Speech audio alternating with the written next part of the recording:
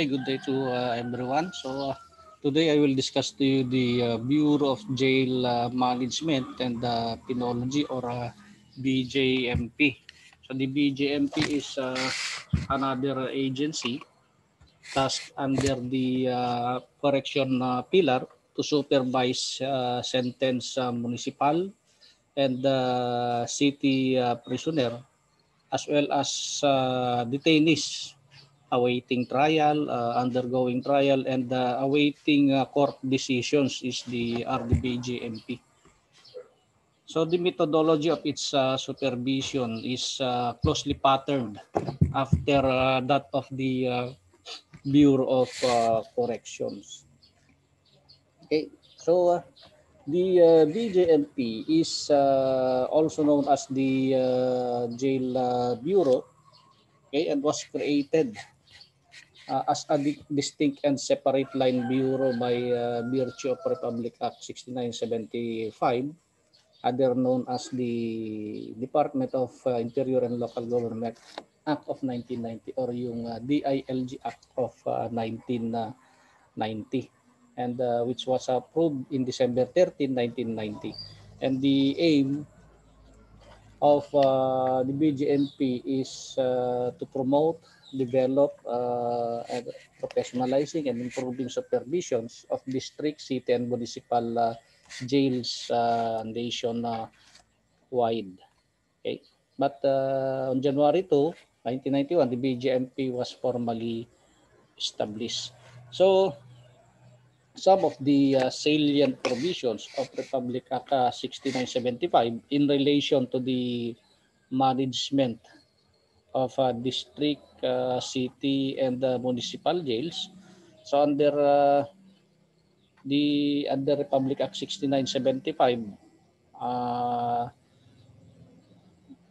it was the Jail Bureau, okay, was created initially consisting of the existing officers and non-uniform members of the Office of the Jail Management and Penology, as constituted under Presidential Decree number 765, okay, under the defunct Philippine Constabulary and Integrated National Police, or yung tinatawag nating PCINP integration. Okay. So what is the vision of the mission of the Bureau of Jail Management and Penology? So the vision of the BGMP, or the Jail Bureau, as amended during the BJMP Strategic Work Plan on July 4 to 6, 2002, okay, it states that the Bureau of Jail Management and Penology envisions a dynamic and responsive institutions which upholds professional jail services to promote public safety, and its mission is to ensure the public safety by providing quality jail management and services in all district, city, and municipal jails through efficient and humane safekeeping and rehabilitation of inmates.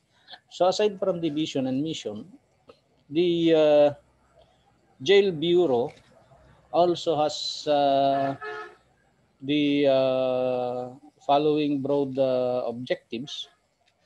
Okay. First is to improve the living conditions of offenders in accordance with the accepted standards set by the United Nations, to enhance rehabilitation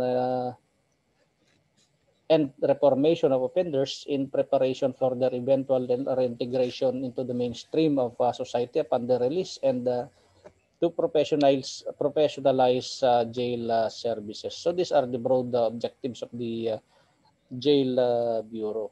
Okay. So the core values of the Jail Bureau, okay, the administrators and the officers of the Jail Bureau adhere the following core values in the exercise of their duties and responsibilities in the delivery of professional jail services. Okay, so these values includes the commitment. Okay, first is the commitment. Pag sinabi mong commitment, okay, it is the manifestation, okay, a value, a core value that is manifested by showing a sense of pride about the organization. Pride ka ba sa organization mo? Okay. Demonstrating commitment to doing what is best for the organization, and the dedication to work, client, and the community. Okay, are you dedicated to your work as uniform personnel of the Bureau of Jail Management and Penology, also to your clients and the community? Okay, so another one is competency or efficiency. It consists in the mastery of important skills for the delivery of professional service. Okay, are you competent? Are you effective? Are you efficient in doing your job? Okay. And teamwork, unity, and cooperation. It is the core value. Okay, it is, or as a BJMP core value, is combining. Okay, the best achieved through combining efforts in implementing plans and achieving goals. Okay, while the core value of self-discipline, okay, is manifested by exercising self-control and restraint without external influence. Kaya ano yung external influence? Hindi ka ba nagpapa-influence sa ibang mga tao while doing your job? Okay. So next is the core competence. Yung isa kanina is the core values, okay, of the Jail Bureau. Okay. Another one is the core competence of the Bureau of Jail Management and Penology. So as a government agency dispensing services to public, okay, the administrators and personnel of the Jail Bureau advocate and propagate the following core competence. Okay, first is the quality and continuous improvement. Okay. Dito sa quality and continuous improvement is the BJMP or the Jail Bureau personnel and administrators' ability to regularly improve the process of doing work in order to increasingly deliver better service and value to groups being served. Okay. So the other one is technical knowledge. Pag sinabi mong technical knowledge, is there a mastery, okay, or is there mastery, okay, of the most effective methods in accomplishing the task? Okay. So another one is the decision making. Okay. The decision making is one of the BJMP's core competencies. Okay. Consists in the knack of of using analysis and information to identify and act on necessary steps to accomplish goals and objective. When we say knack, okay, it is an acquired or a natural skill at performing task. Okay. So another one is the service focus and responsiveness, okay, or which consists in the Bureau's proclivity. Ano yung tinatawag nating proclivity? Doing something regularly, okay? And commitment to the feat of regularly tracking the requirements. Okay, and the execution, one of the Jail Bureau's core competencies, consists in implementing plans with consistent focus on the goals in a timely and efficient manner. So these are the core competence of the Bureau of Jail Management and Penology. Okay, about the principle of the Jail Bureau. Okay, so the following principles shall be observed in the implementation of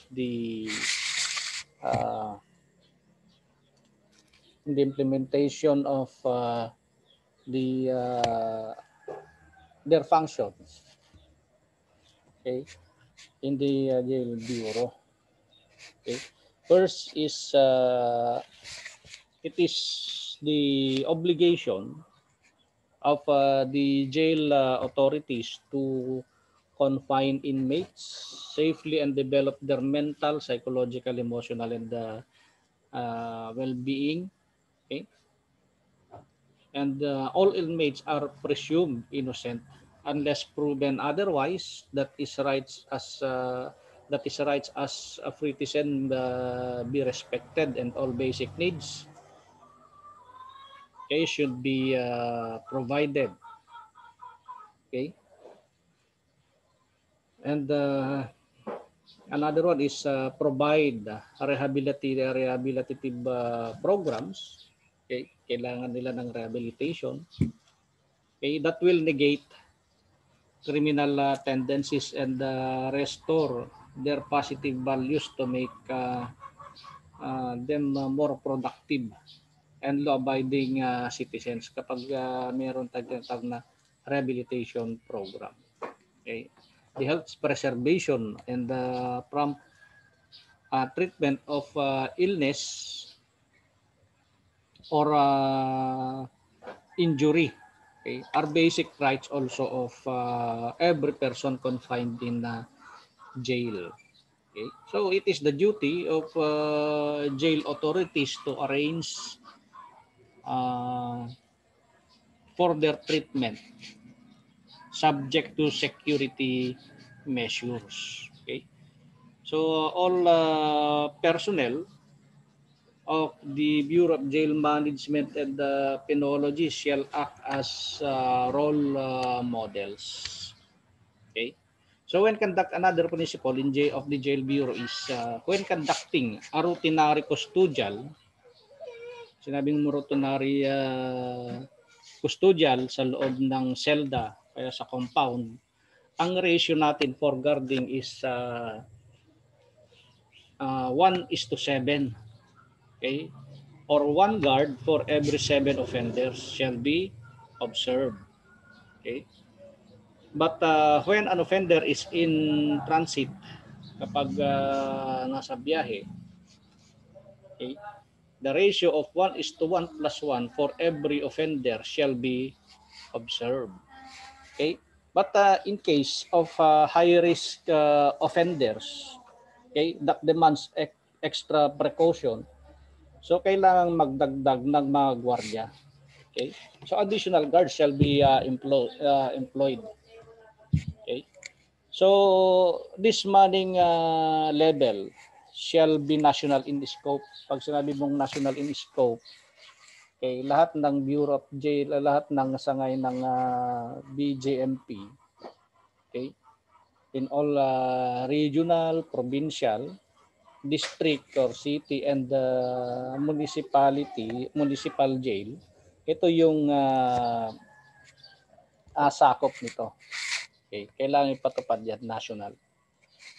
Okay. So what are the powers, functions of the Jail Bureau? So the Jail Bureau has the following powers and functions, okay, under Republic Act 6975.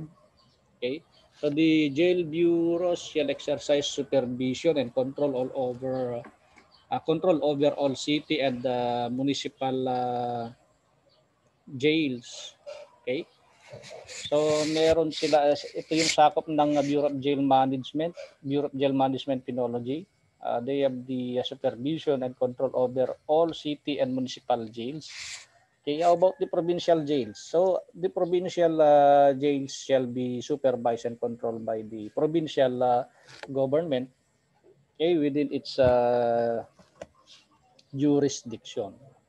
Okay, so the power of the jail bureau, okay, shall be to exercise ito over supervision and control over all district, city, and municipal jails to ensure, okay, a secure, clean, sanitary, and adequately equipped jail for the custody and safekeeping of city and municipal prisoners, any fugitive from justice or persons detained awaiting investigation or trial, and or transfer to the national penitentiary. Okay, and any violent mentally ill person who endangers himself or the safety of others. Okay, so this is the one of the power of the BJMP. Another one is the Jail Bureau endeavors to formulate, develop its administrational operation, formulate and implement, conduct researches, develop and implement policies for the programs of the correction, rehabilitation, and treatment of offenders. Okay. Okay. So under this powers and functions, we have the what we call the plan. Okay, plan and programs fund for the subsistence of allowance of offender and conduct researches, develop and implement plans and programs for the improvement of jail services throughout the country. Okay. How about the organization of the Bureau of Jail Management and Penology? So under Section 62 of the Republic Act 6975, so the Jail Bureau shall be headed by a chief with the rank of director and assisted, okay, assisted by a deputy chief with the rank of chief superintendent. Okay, and the central office shall serve as the main office staff. Okay, which is composed of three ranking official members, the 6 directorial staff, the 6 special staff group, and the 4 personal staff group. Okay, under this organization of the Bureau of Jail Management and Penology, the 3 ranking officials of the BJMP is the chief of BJMP, the deputy chief of BJMP, and the chief of staff. Okay, while the 6 directorial staff, we have the Directorate for Personnel, Directorate for Operations, Logistics, Controllership, Research Plans and Programs, and the Directorate for Inspection. Okay. The 6 special staff group, we have the General Service Unit, Health Services, Chaplain Services, Supplies and Accountabilities, Finance Service Units, and the Hearing Office Unit. While the Personal Staff Group, we have the Inspectorate, Community Relation Office, Legal Office, and the Internal Audit Office. So ito yung bumubuo sa organization ng Bureau of Jail Management and Penology. Okay? So in addition, there shall be established regional offices for each 17 region, okay, which shall be headed, okay, by an assistant regional director. Some regional offices is headed by an assistant regional director. Okay, likewise, provincial offices shall be headed by a provincial administrator. Okay, and the provincial offices kasi shall be established in every province. Okay, so and there shall be established and maintained in every district, city, and municipality a secured, clean, adequate, equipped, okay, sanitary and equipped and sanitary jail for custody and safekeeping. Okay, so in large cities, okay, and the municipalities, may mga cluster of municipalities and cities kasi tayo. Okay, so the clustered municipalities and cities shall be they are clustered together. Okay, so district jail, okay, hindi ito city jail, ano, district jail with subordinate jails, okay, shall be headed by a district warden. Okay, so another one is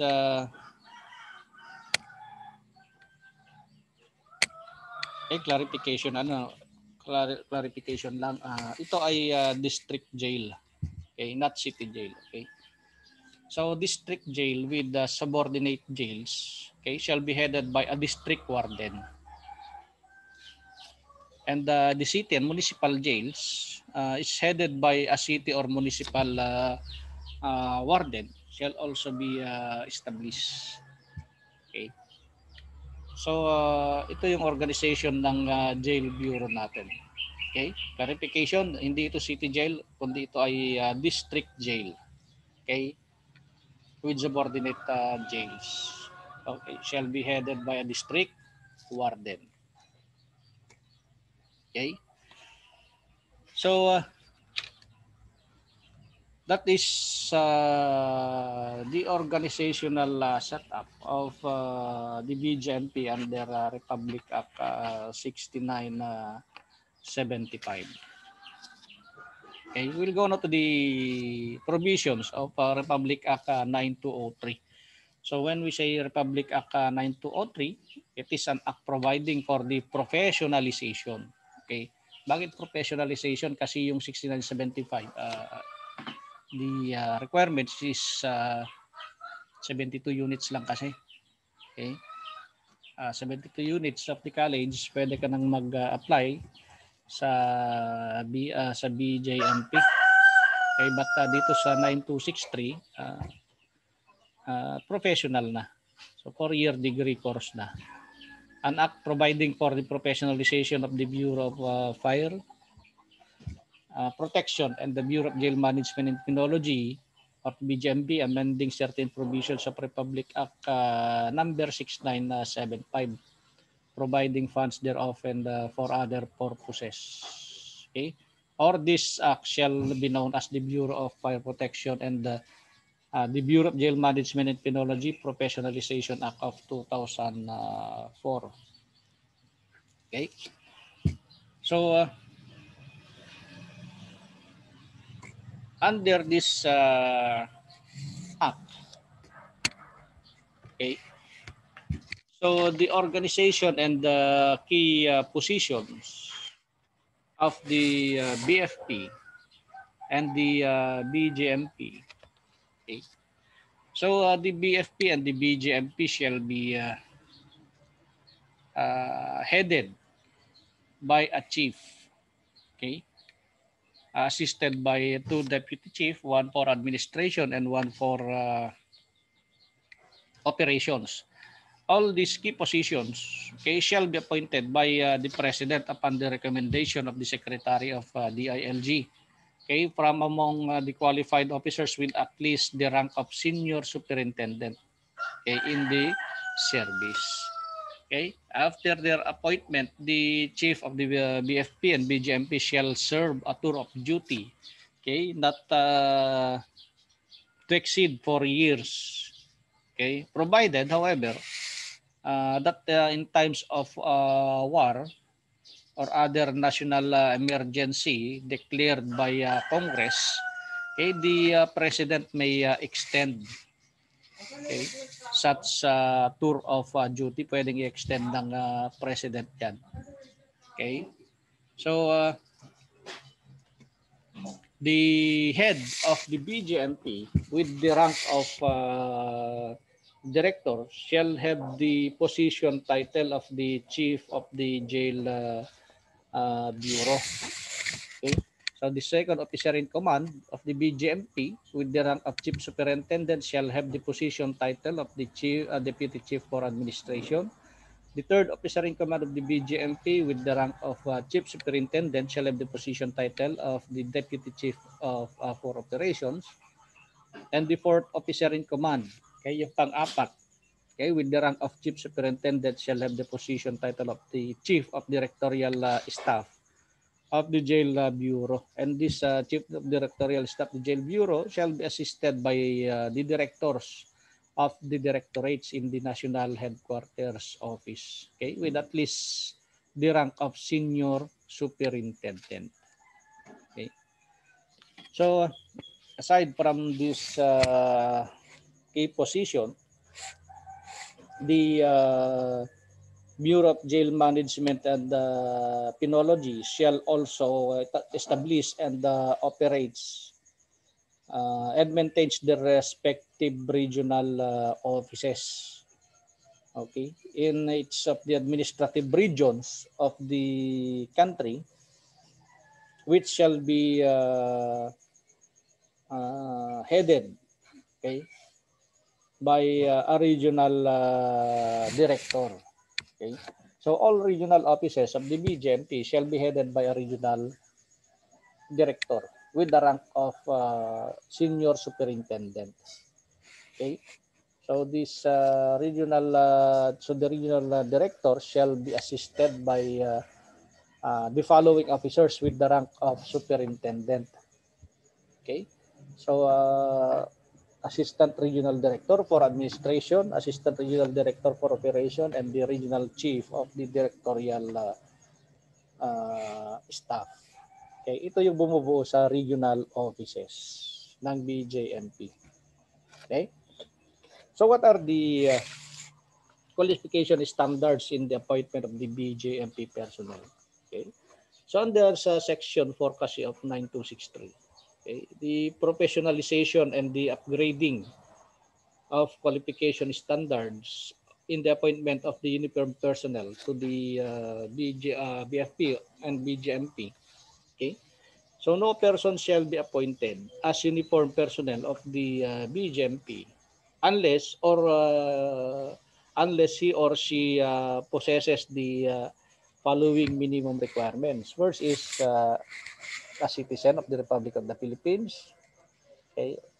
A person of good moral character must have possessed psychiatric, psychological, drug, and physical tests for the purpose of determining his or her physical and mental health. Must possess a baccalaureate degree from a recognized institution of learning. Pag sinabi mo kasing baccalaureate degree, any 4-year degree course yan, pwede. Okay? Must possess an appropriate civil service eligibility. Okay? May pasamo yung board exam for any civil service eligibility. Must not have been dishonorably discharged or dismissed for cause from previous employment. Okay. Must not have been convicted by final judgment of an offense or crime involving moral turpitude. Must be at least 1 meter and 62 centimeters, okay, 1.62 meter in height for male and 1 meter and 57 meter. 1 meter and 57 for female. Okay. Provided that a waiver of height and for height and weight requirements shall be automatically granted to applicants belonging to the cultural communities. Okay, must weigh no more than less than 5 kilograms from the standard weight corresponding to his or her height, age, and sex, and that the new applicant must not be less than 21 nor more than 30 years of age. So this is the standard uniform standards in the appointment of uniformed personnel, okay, of the BJMP. Okay. So what are the qualification standards in the designation of the BJMP key position? By the way, doon sa lateral entry kasi, in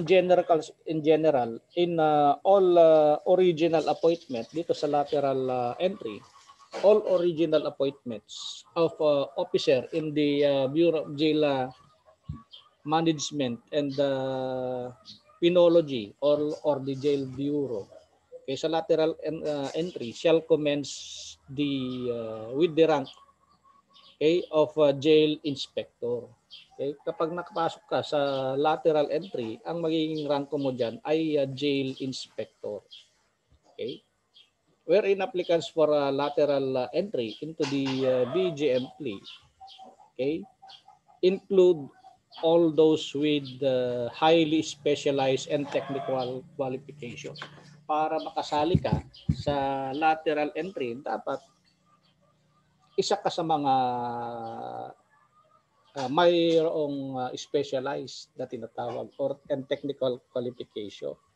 Okay, kagaya ng mga civil engineers, okay, mechanical engineers, electrical engineers, chemical engineers, chemists, architects, criminologists. Okay, isa ang criminologist na pwedeng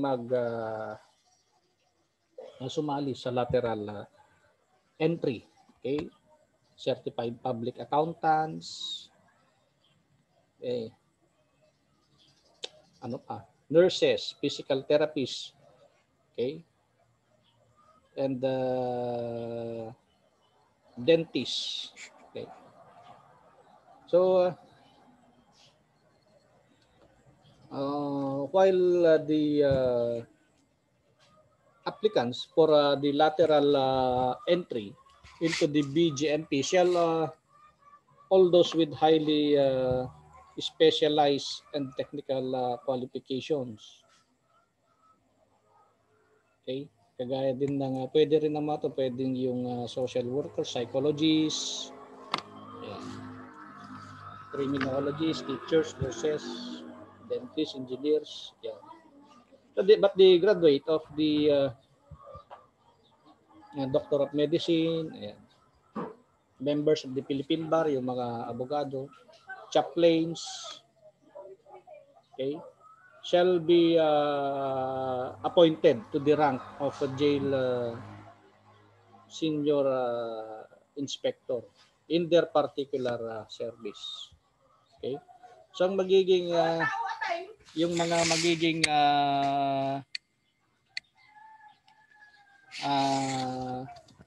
rango ng mga ito ay jail senior inspector in their particular technical service. Okay, yung mga yung criminologists, teachers, nurses, dentists, and engineers. Okay, so ang mga may jail senior inspector ay yung mga mabibigyan ng ranggong jail senior inspector sa lateral entry is mga Doctor of Medicine, abogado, chaplain, yan. Okay, the graduates of the Philippine National Police Academy sa PNPA, okay, automatic naman yan na ma-appoint as jail inspector. Yung initial rank nila is jail inspector. Okay. So in the professionalization and upgrading of qualification standards, okay, in the designation of the BJMP key positions. Pag sinabi mong key positions, okay, ito na. Okay. So because there shall no person shall be designated to the following key positions of the BJMP unless he or she has met the qualifications provided. Kaya sa municipal jail, ang municipal jail warden, dapat meron siyang ranggo na senior inspector. Okay? at nakapagtapos siya ng at least second year ng Bachelor of Laws or earned at least 12 units, okay, in a master's degree program. Okay? In management, public administration, public safety, criminology, penology, sociology, national security, administration, defense studies, or other related disciplines from a recognized institution of learning. Okay, yan yung qualification para bago ka maging isang municipal jail warden. Okay? Yung city jail warden naman, dapat meron siyang ranggo na chief inspector. Okay? Same with the municipal jail warden, dapat nakapagtapos siya ng at least second year Bachelor of Laws or okay, earned at least 24 units naman in master's degree. Okay? So yung pagkakaiba lang naman is yung kung hindi nakapagtapos ng second year second year Bachelor of Laws, dapat meron siyang 24 units in master's degree program. Okay? So provided, okay, kalagay dito provided that in city jails with a population of 1,000 or more inmates, the city jail warden shall have the rank and the qualification of district jail warden. So kapag ang population ng inmates sa isang syudad ay mahigit sa 1,000, so dapat ang rank ng warden doon ay and the qualification, okay, ay kagaya din sa district jail warden. Okay, ano ba yung qualification ng district jail warden? Okay, ito na ang qualification ng district jail warden, provincial jail administrator, assistant regional director for admin, assistant regional director for operation, and regional chief of directorial staff. They should have the rank of superintendent. Okay? So ang district jail warden dito, dapat ang rango niya ay superintendent. Okay? Dapat graduate din siya ng Bachelor of Laws. Or kung hindi man siya graduate ng Bachelor of Laws, dapat may holder of master's degree program. Nakapagtapos siya ng kanyang master's degree. Okay? And the regional director for jail management penology and director of the directorate of the National Headquarters Office, they should have at least a rank of senior superintendent. Okay? At dapat graduate ng Bachelor of Laws or a holder of master's degree. Okay? This is for the national headquarters. Okay? How about the deputy chief for administration of the jail bureau, deputy chief for operation, and the chief directorial staff? Okay? They should have at least a rank of chief superintendent. Okay? And dapat nakapasa abogado na sila. Okay? Membro na sila ng Philippine Bar or a holder of a master's degree program. Okay? And the Chief Jail Bureau, okay, yung head ng BJMP, dapat meron siyang ranggo na director. Okay? Dapat member din siya ng Philippine Bar, abogado siya dapat. Or kung hindi man siya abogado, dapat siya ay nakapagtapos ng kanyang master's degree program in management, public administration, public safety, criminology, penology, sociology, national security administration, defense studies, and other related disciplines from recognized institution. Okay, ito yung qualification standards in the designation of the positions of the Bureau of Jail Management and Penology. Okay, how about the attrition system for the uniformed personnel? Ano ba yung tinatawag nating attrition system? So pag sinabi mo kasing attrition system, it is the reduction of employees in an organization by means of reduction, by means of retirement, resignation, or may mga namatay. Yeah. Okay. So in the attrition, we have what we call attrition by demotion. Okay. So in the attrition system of the uniformed personnel of the BJMP, so there shall be established a system of attrition for the uniformed personnel of the BJMP with 1 year from the effectivity of this act. Okay. So such attrition system shall not include, but it is not limited to the provision of the following principle. One is the attrition by demotion in rank. Okay, demotion in rank or rank. Okay.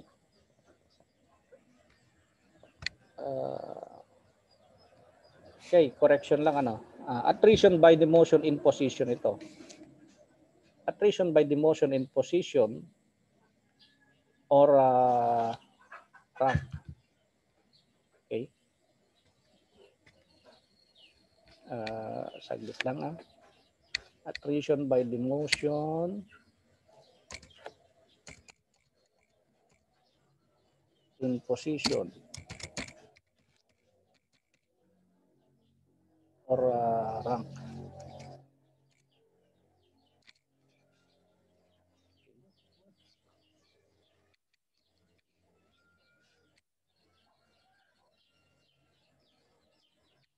Okay. So any uniform personnel to the BGMP who is relieved, okay, non-relieved, natanggal, or and assigned to a position lower.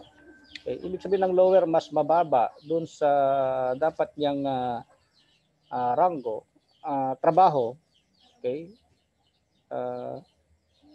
in respective staffing pattern of the jail bureau, who shall not be assigned to a position commensurate to his grade within 2 years, okay, after such demotion in position shall be separated or retired, okay, from the service. That is attrition by demotion in position or rank.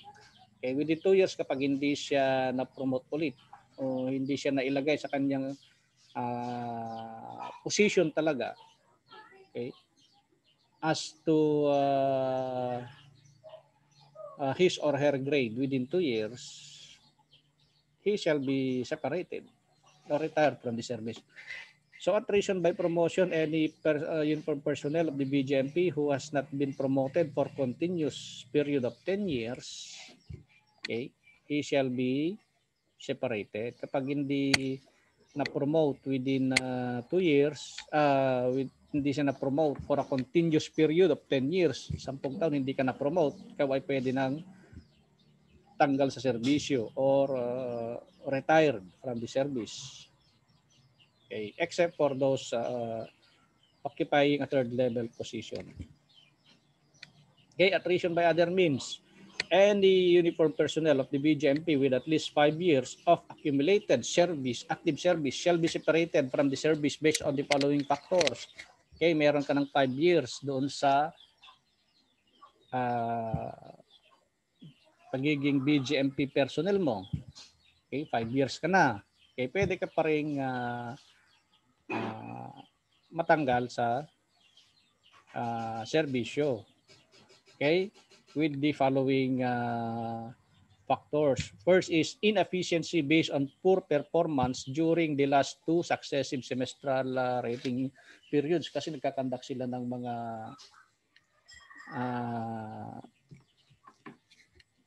pag chine-check lahat kasi nila yung mga performance, hindi lang sa BGMP, kahit sa PNP naman. Okay, inefficiency based on poor performance for 3 cumulative semestral rating period. Okay, physical and mental incapacity to perform his or her duties and function.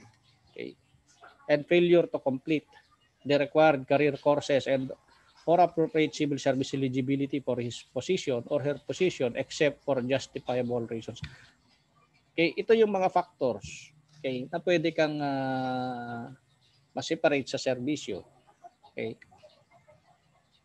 kapag meron ka ng 5 years at meron ka dito, pwede kang ma-separate sa serbisyo.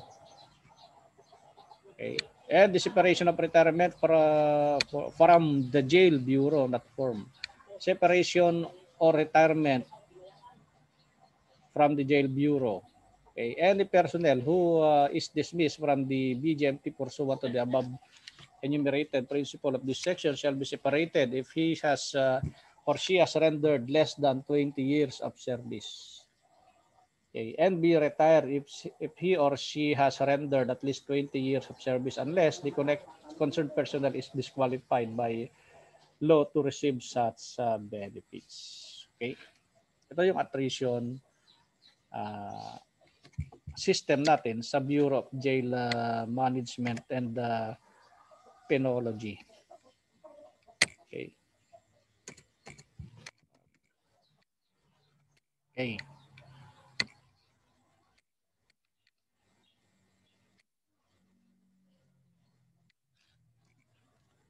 Okay, so what are the rank classification of the Jail Bureau? Okay. Ito naman na yung mga rank natin sa Bureau of Jail Management and Penology.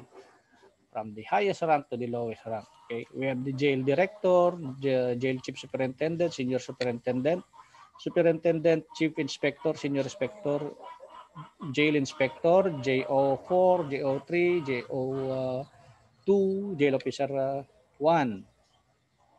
Okay, jail officer 3, jail officer 2, and jail officer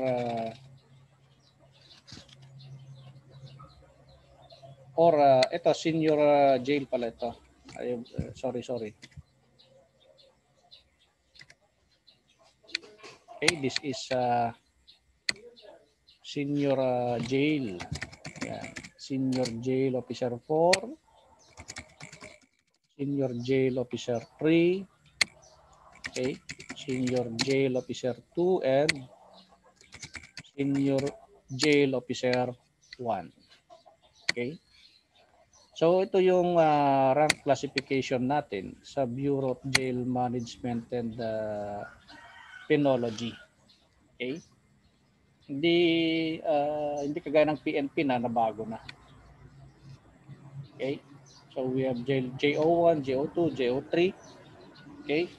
So hanggang sa senior SJO1, SJO2, SJO3 and 4. Yan. Ito yung rank classification natin. Okay? So yan yung organizational setup ng Bureau of Jail Management and Penology. Okay? So I will share to you this quote. Okay? If you are not willing to learn, no one can help you. Okay? If you are determined to learn, no one can stop you. Okay? So that's all, and thank you, and God bless. Okay? Thank you for listening.